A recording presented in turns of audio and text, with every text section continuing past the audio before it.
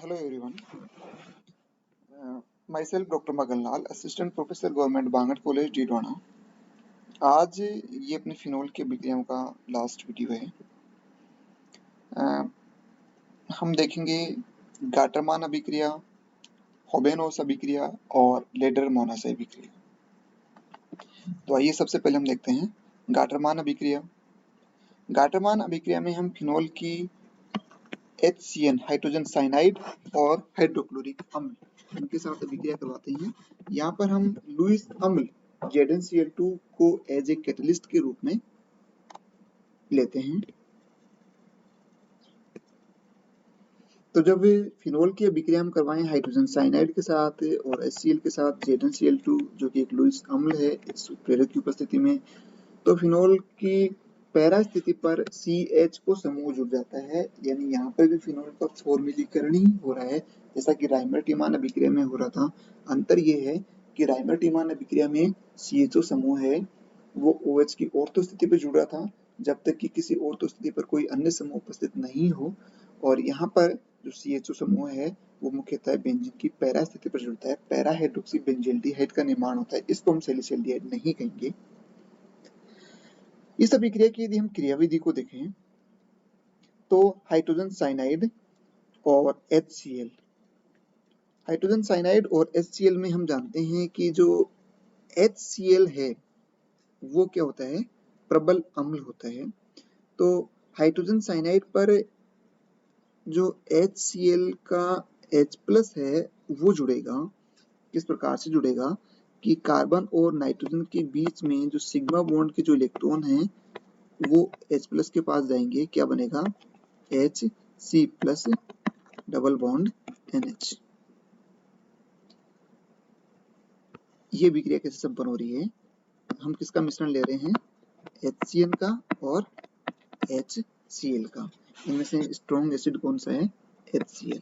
तो strong acid क्या करेगा, H+ डोनेट करेगा, ये H+ डोनेट करेगा और वो H+ किसके साथ जुड़ जाएगा, HCl के साथ। तो क्या बन रहा है Hc डबल बॉन्ड NH+। इस कार्बन के ऊपर कौन सा चार्ज आ जाएगा, पॉजिटिव चार्ज आ जाएगा। नाइट्रोजन की तो वैलेंसी कंप्लीट है, पहले से ही 3 वैलेंसी हो गई है, और कार्बन के ऊपर क्या चार्ज आ गया है, पॉजिटिव चार्ज आ गया है। पॉजिटिव चार्ज आ गया है तो आप समझ गए होंगे इसका निर्माण हो गया है, इलेक्ट्रोफाइल का निर्माण हो गया है। और इलेक्ट्रोफाइल है बेंजीन या फिर फिनोल हो, वो उनकी मुख्य अभिक्रियाएं क्या होती है, एरोमेटिक इलेक्ट्रॉन्स ने ही प्रतिस्थापन अभिक्रिया। फिनोल की जब हम इस इलेक्ट्रोफाइल के साथ अभिक्रिया करवाएंगे तो फिनोल के पैरा स्थिति पर जुड़ा हुआ जो हाइड्रोजन परमाणु है वो इस इलेक्ट्रोफाइल के द्वारा प्रतिस्थापित हो जाता है, एरोमेटिक इलेक्ट्रॉन्स ने प्रतिस्थापन अभिक्रिया के द्वारा। और फिर जब इस यौगिक का हम जल अपघटन करवाते हैं तो कार्बन और नाइट्रोजन के बीच में जो उपस्थित डबल बॉन्ड है वो टूट जाता है और इसके स्थान पर कौन सा समूह जुड़ जाता है, CHO समूह जुड़ जाता है। पैरा हाइड्रोक्सी फॉर्मेल्डिहाइड का निर्माण हो जाता है, ये फिनोल। और इस फिनोल की पैरा स्थिति में कौन सा समूह जुड़ गया था, यही ये कार्बन परमाणु जिसके ऊपर पॉजिटिव चार्ज था, तो ये कार्बन परमाणु जुड़ गया है डबल बॉन्ड NH। और जब हम इसका हाइड्रोलाइसिस करवाएंगे H2 के साथ अभिक्रिया करवाएंगे तो ये जो बॉन्ड है वो टूट जाएगा, क्या बनेगा, जल का जो ऑक्सीजन है वो तो कार्बन के साथ जुड़ जाएगा, कार्बन के साथ जुड़ेगा तो C डबल बॉन्ड O बन जाएगा, यानी फॉर्मिल समूह बन जाएगा C double bond OH plus 2 hydrogen वो NH से जुड़ गए, तो नाइट्रोजन पर एक हाइड्रोजन तो पहले था, 2 हाइड्रोजन और जुड़ गए तो इसका निर्माण हो गया है, अमोनिया का निर्माण हो गया। इस यौगिक को हम क्या कहेंगे, सबसे पहले तो हम इसमें देखेंगे इसमें मुख्य क्रियात्मक समूह क्या है, फॉर्मेल्डिहाइड, ये दूसरा लोअर ऑर्डर का क्रियात्मक समूह है। तो इसको हमें इस क्रियात्मक समूह का व्युत्पन्न मानकर इसका नाम रखेंगे। तो OH को हम प्रतिस्थापी मानेंगे, प्रतिस्थापी मानेंगे तो OH का हम नाम देंगे हाइड्रोक्सी। CHO की किस पोजीशन पर हाइड्रोक्सी समूह जुड़ा हुआ है, ये इसकी ऑर्थो स्थिति है, ये इसकी मेटा स्थिति है और ये इसकी पैरा स्थिति है। पैरा स्थिति पर OH समूह जुड़ा हुआ है तो इसका नाम क्या होगा, पैरा हाइड्रोक्सी बेंजील्डिहाइड। तो होबेनहोस अभिक्रिया में हम फिनोल की HCl और HCN के साथ अभिक्रिया करवाते हैं ZnCl2 उत्प्रेरक की उपस्थिति में। फिनोल पर एक CHO समूह जुड़ जाता है, इस अभिक्रिया को हम क्या कहते हैं, होबेनहॉस अभिक्रिया, नहीं गाटरमान अभिक्रिया। और जो अगली अभिक्रिया है वो है अपनी होबेनहॉस अभिक्रिया। होबेनहॉस अभिक्रिया भी गाटरमान अभिक्रिया से मिलती जुलती है। गाटरमान अभिक्रिया में हम ले रहे थे HCN और होबेनहॉस अभिक्रिया में हम इस हाइड्रोजन के स्थान पर क्या ले लेते हैं, मेथिल समूह ले लेते हैं, तो हम क्या लेंगे CH3CN। सेम ही अभिक्रिया हो रही है, CH3CN की अब अभिक्रिया करवा रहे हैं HCl के साथ, वही ZnCl2 उत्प्रेरक की उपस्थिति में। तो इस बार आप अनुमान लगाओ क्या बनेगा। देखो हमने क्या चेंज किया है, इस हाइड्रोजन के स्थान पर क्या जोड़ दिया था CH3, तो यहाँ पर भी इस हाइड्रोजन के स्थान पर हम क्या जोड़ देंगे CH3। तो ये किसका निर्माण हो गया, एसिटोफिनोन का। और इसकी पैरा स्थिति पर OH समूह जुड़ा हुआ है तो इसको हम क्या नाम देंगे, पैरा हाइड्रोक्सी एसिटोफिनोन। एक तरीके से कीटोन का निर्माण हो गया है। तो ये होबेनहॉस अभिक्रिया है। इस होबेनहॉस अभिक्रिया की क्रियाविधि भी गाटरमान अभिक्रिया की क्रियाविधि के जैसी होती है। सबसे पहले जो एक H+ आयन है वो इस नाइट्रोजन परमाणु को जोड़ेगा, सिग्मा बॉन्ड के दोनों इलेक्ट्रॉनों को ले लेगा, तो इस कार्बन परमाणु पर पॉजिटिव चार्ज आ गया, इस कार्बन परमाणु पर पॉजिटिव चार्ज आ गया, यानी ये कार्बन परमाणु किसकी तरह बिहेव करेगा, इलेक्ट्रोफाइल की तरह बिहेव करेगा।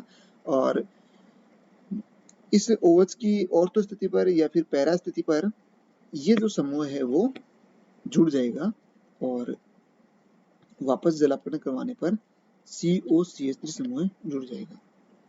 नॉर्मली यदि बेंजीन वाले पर केवल एक ही OH समूह जुड़ा हुआ हो और फिर उसकी अभिक्रिया हम CH3CN, HCl और ZnCl2 के साथ करवाते हैं तो यहाँ पर रिएक्टिविटी है वो बहुत कम होती है। यदि बेंजीन वाले पर एक से ज्यादा OH समूह जुड़े हुए हों जो कि एक दूसरे से मेटा स्थिति पर हों तो 1,3 डाइहाइड्रोक्सी बेंजीन या 1,3,5 ट्राइहाइड्रोक्सी बेंजीन इस प्रकार के यौगिक हों और उनकी अभिक्रिया हम CH3CN, HCl और ZnCl2 के साथ करवाते हैं तब ये अभिक्रिया आसानी से संपन्न होती है। यानी होबेनहॉस अभिक्रिया केवल उन्हीं वलयों पर संपन्न होती है जो कि मल्टी सब्स्टिट्यूटेड होती हैं, एक से ज्यादा OH समूह उस बेंजीन वाले पर जुड़े हुए होते हैं। और प्रतिस्थापन कहाँ होता है, जो OH समूह जुड़ा हुआ है उस OH समूह की वही रूल लागू होता है या तो ऑर्थो स्थिति पर या फिर पैरा स्थिति पर। तो यहाँ पर दो OH समूह जुड़े थे इस 1 पोजीशन पे और 3 पोजीशन पे, और प्रोडक्ट में जो COCH3 समूह है वो इस एक OH की तो पैरा स्थिति पे और इस एक OH की ऑर्थो स्थिति पे। तो कौन सा प्रोडक्ट हो गया, एक OH के रेस्पेक्ट में तो ऑर्थो और दूसरे OH के रेस्पेक्ट में पैरा प्रोडक्ट हो गया। लास्ट जो अभिक्रिया है फिनोल की है वो है लेडरर-मानासे अभिक्रिया। इस अभिक्रिया में हम फिनोल की फॉर्मल्डिहाइड के साथ अभिक्रिया करवाते हैं तो ऑर्थो और पैरा हाइड्रोक्सी बेंजील अल्कोहल का निर्माण होता है।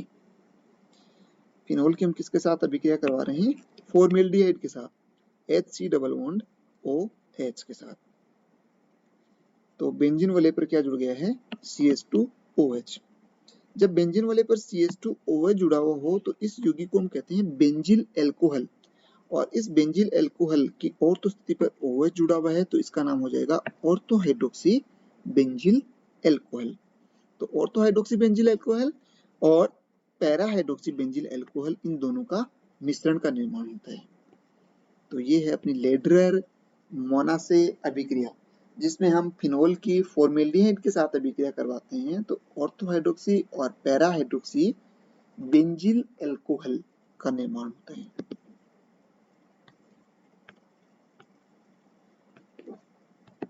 इस अभिक्रिया की क्रियाविधि हम देख रहे हैं। अम्लीय माध्यम में जब हम अभिक्रिया करवाते हैं तो जो इलेक्ट्रॉन्स नहीं है उसका निर्माण कैसे होता है कि जो फॉर्मल्डिहाइड है उस फॉर्मल्डिहाइड में ऑक्सीजन परमाणु पर जो एकाकी इलेक्ट्रॉन युग्म उपस्थित है उसके ऊपर हाइड्रोजन जुड़ जाता है, इस कार्बन के ऊपर पॉजिटिव चार्ज आ जाता है और ये पॉजिटिव चार्ज वाला जो कार्बन है वो इस बेंजीन वाले पर इलेक्ट्रॉन्स नहीं प्रतिस्थापन अभिक्रिया देता है, फिर ये हाइड्रोजन बाहर निकल जाएगा और बेंजीन वाले पर क्या जुड़ गया है, CH2OH समूह जुड़ गया है, ऑर्थो हाइड्रोक्सी बेंजील अल्कोहल का निर्माण हो गया है।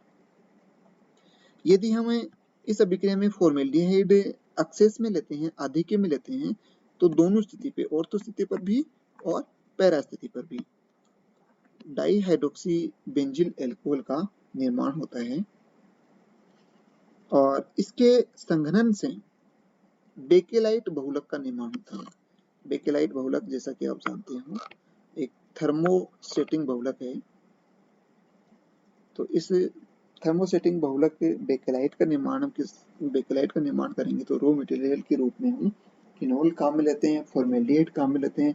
पहले फिनोल और फॉर्मेल्डिहाइड की अभिक्रिया करवाते हैं तो ऑर्थो या फिर पैरा हाइड्रोक्सी बेंजिल एल्कोहल का निर्माण होता है और फिर इनकी आगे अभिक्रिया से बेकेलाइट जो कि एक संघनन बहुलक है उसका निर्माण होता है। तो ये थी अपनी फिनोल की रासायनिक अभिक्रिया। Thank you.